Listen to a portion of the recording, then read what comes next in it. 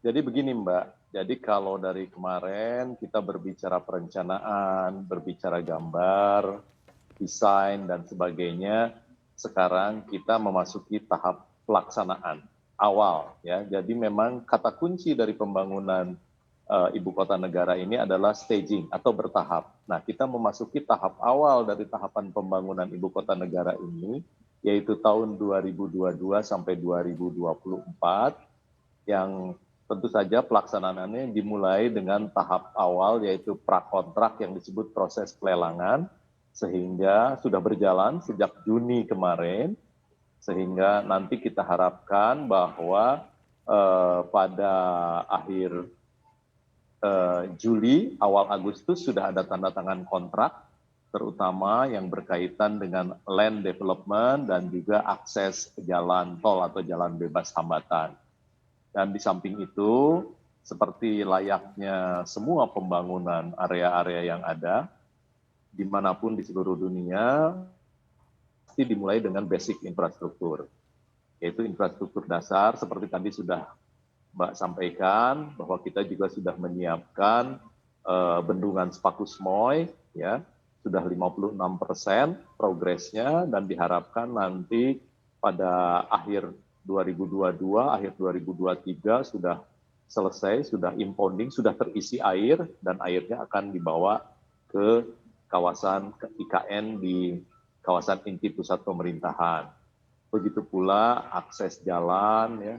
Tadi juga disebutkan oleh Mbak bahwa konsep kita adalah betul-betul green, sehingga pada saat ini pemerintah melalui Kementerian Kehutanan dan Lingkungan Hidup juga sudah menyiapkan persemaian yang cukup besar di Mentawir. Itu untuk betul-betul nanti menjadikan kawasan ibu kota negara, khususnya KIPP ini menjadi betul-betul green, sesuai dengan tema dari pembangunan ibu kota negara tersebut.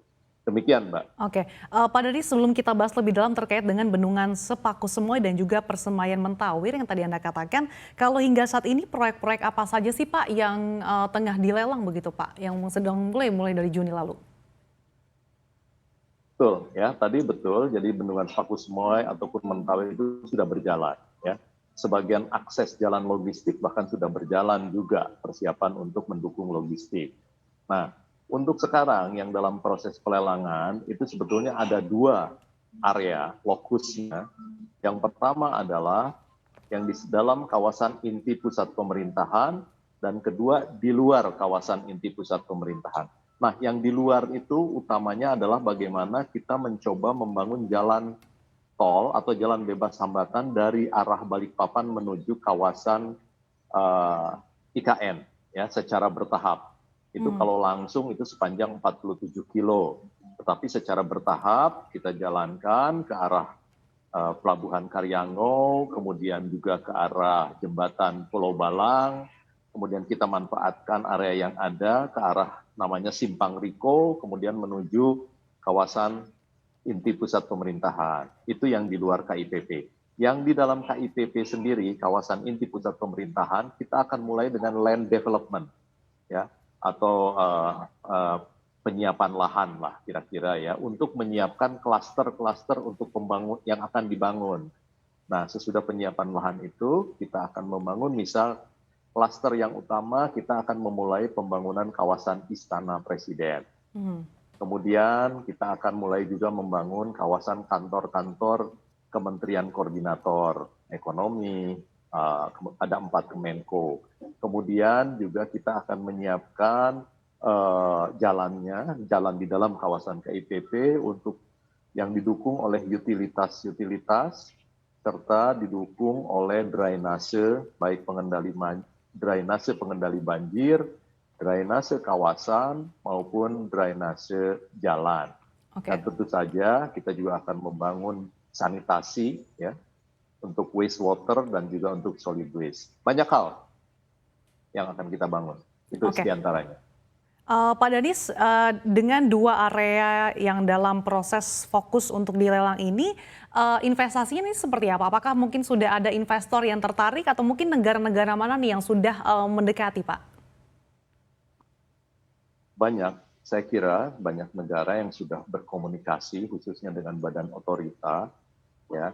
Yang saya tahu sendiri misal dari beberapa negara seperti Korea, ya, kemudian juga kemarin misal dari Inggris, ya, dari beberapa negara Eropa, itu sudah mulai menjajaki investasi di berbagai bidang.